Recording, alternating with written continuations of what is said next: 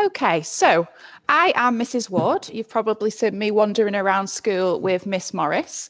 And just for the last week of term before you finish for Christmas, I wanted to do something a little bit exciting and fun with you.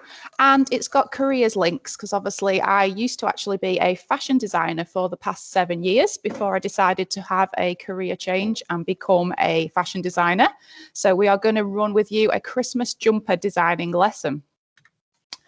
Okay, so the objects for this lesson then, you are going to understand the process involved in designing and the manufacturing of a Christmas jumper. So that's how it starts from a design all the way through the manufacturing process in the factories and then hopefully get a finished sample at the end.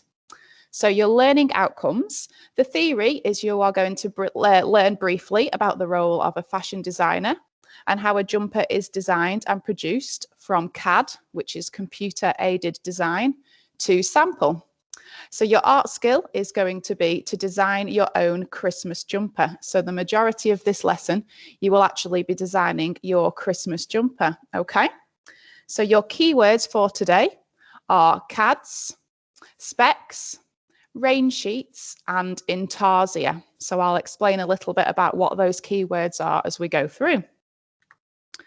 Okay, so some background information then about a career in fashion design. So this is a little bit about myself, but it's generic for a fashion designer. So I worked as a fashion designer for the previous 7 years. So that was straight out of university. I was lucky enough to get a job as a fashion designer. And I was actually a women's knitwear designer, and that involved designing cardigans and jumpers for stores such as Primark, New Look, Dorothy Perkins, Marks and Spencer's, and some others. There was some in Spain and a couple in Germany that we worked for as well. Okay, so I worked for a supplier. So the company that I worked for is known as a supplier, and that was used for these stores. And I worked in an import company called Visage in Manchester. So Visage is the supplier to the shops. So basically Visage supplies the stores such as Primark and New Look, okay? And I worked in Manchester. Okay, so knitwear designs are most commonly made in China and Bangladesh. That's where the majority of UK knitwear comes from, okay? And during my time as a fashion designer, I was lucky enough to travel abroad, and I actually managed to spend time in the factories that were making the jumpers, so I could have a look around the factories in China, and I could have a look around the factories in Bangladesh and actually see my jumpers being made in the factory. Okay, so if you were interested in about going into fashion design, or it's something that you were looking into, to get a job in the clothing design industry, you require a degree in fashion design or textiles design. So I actually graduated with a BA honours from the University of Central Lancashire. So that's UCLan University, and that was in Preston. And then during which time I actually spent a year working in London, and that was on a design placement. So I worked in Kentish Town, and I spent a year on a placement learning the trade of a knitwear designer, and that makes up part of your 4-year long course at the university in Preston. Okay, so these are some examples of knitwear designs. So these were actually all sold in Primark, and probably about 6 years ago or so they were in Primark. So if you have a look at the top left-hand corner of the slide, there is one of the press images of the little bunny fluffy jumper. So I was lucky enough to actually see these images be put up in the store. So they're actually on the walls in and around the Primark store showing my design. So that was very exciting to actually see those. So you can see on the PowerPoint, there is the design sheets. So these are called the range sheets. So this involves putting your CAD, so your computer aided design, is put onto these range sheets, and they're clearly labeled up, telling the factory workers exactly what you want to put on each jumper. So for example, on this little sheep on the bottom right hand corner, the labels point to the white yarn. So the white yarn is known as pom-pom yarn or eyelash yarn, and that's fluffy yarn. So basically you need to tell the factory workers exactly what you want to go into your design. And the little penguin down the bottom, his love heart tummy was made out of sequin yarn. So again, you would clearly label exactly what you want each part of your design to be. And that's so that the factory workers can understand which yarn they're putting into which place of the design, okay? So as I work with Primark an awful lot, they like to have a look at the catwalk. So a lot of the clothes that were sold in their store came from the catwalk. So on the top left-hand corner of the PowerPoint, you can see 3 images from the catwalk. Now these will have been sent over to me by Primark and asked me to produce some designs based on the owls and the fox and the little woodland creatures that you can see. So down the bottom left-hand corner, this is known as a CAD sheet. So these are your computer-aided designs. And you send these over to the customer, and the customer selects which one they want to get produced. So as you can see, they chose the top left-hand corner and the top right-hand corner, and these are the development samples that came through. Now, these had applique on them. So this is when the fabrics were actually felt. So it's actually made out of felt, and the factory workers machine sewed the felt on top of the jumper. So that is one way that you can design a jumper. You can felt and machine stitch on top of a jumper, okay? And there's the bottom images, the ones that were sold in store. So the little owl and the little fox in store. So again, looking at Christmas jumpers then, so just to go over what I've obviously pointed out to you already. The first step is producing a selection of CADs, which you then send to the customer. So they pick out their selected design. So in this case, they obviously picked out the I Love Santa jumper. So the selected design is then put onto a range sheet or a design sheet. It's known as both in the industry. And this again includes all the areas of the designs. So for example, how tall the sequins need to be, whereabouts the sequins need to be positioned. All the information that you need to put this jumper together goes onto this range sheet, okay? So the type of yarn as well. So normally jumpers for price are made out of acrylic and sometimes acrylic cotton. So that's the name of the yarn. So it's basically the wool. So it's not made out of wool directly off a sheep. It's often made out of acrylic and cotton, okay? And then just at the top right-hand corner, this is a spec sheet. So obviously spec stands for specification. So you are specifying all the measurements that you want your jumper to be.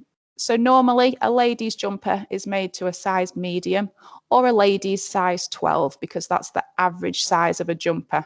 And on the specification sheet is all the measurements. So the length of the sleeve, the width of the waist, the neck opening, and all the measurements so that the factory workers can make your jumper to the correct size, okay? And then just down the bottom, there's a couple more that were chosen to go in store. So one of the customers obviously saw the I Love Santa and said, can we have a version? So I did them Team Rudolph and the little Rudolph face as well. They were all sequins that were machine stitched on top of the jumper.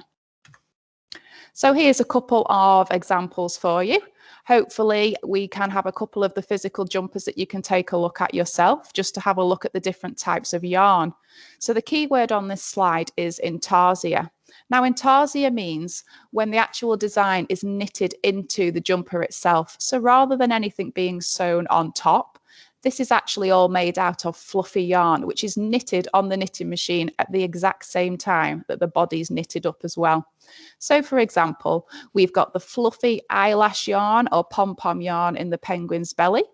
Father Christmas has got his nice pom-pom nose. The robin had an actual pom-pom on top.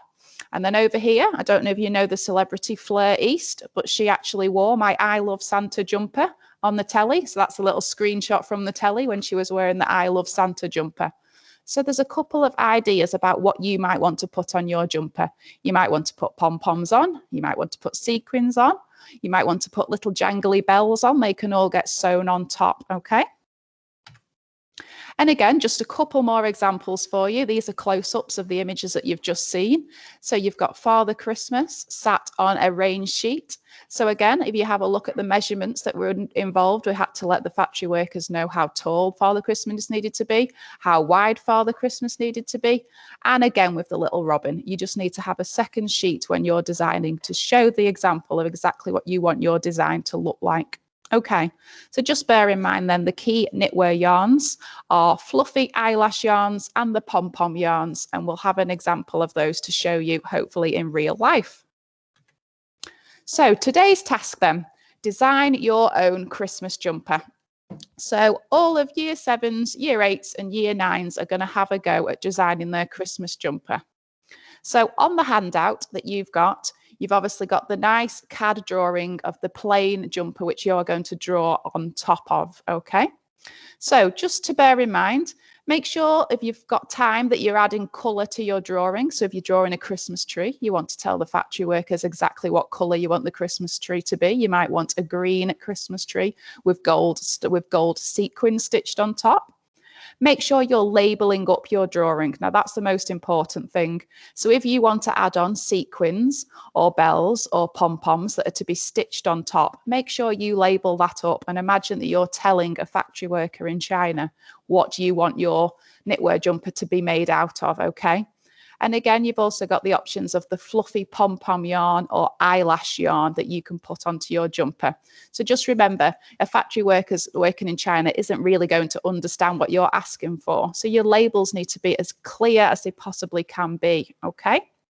So label it up, make sure you've got a design that fits nicely, fills the jumper, it's big enough to see, and you can have a look at some of the examples that we've got in real life jumpers.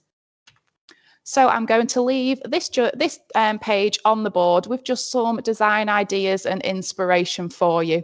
So again, think about whether you want to have machine stitch sequins stitched on top or whether you want your sequins to be actually knitted into the yarn itself.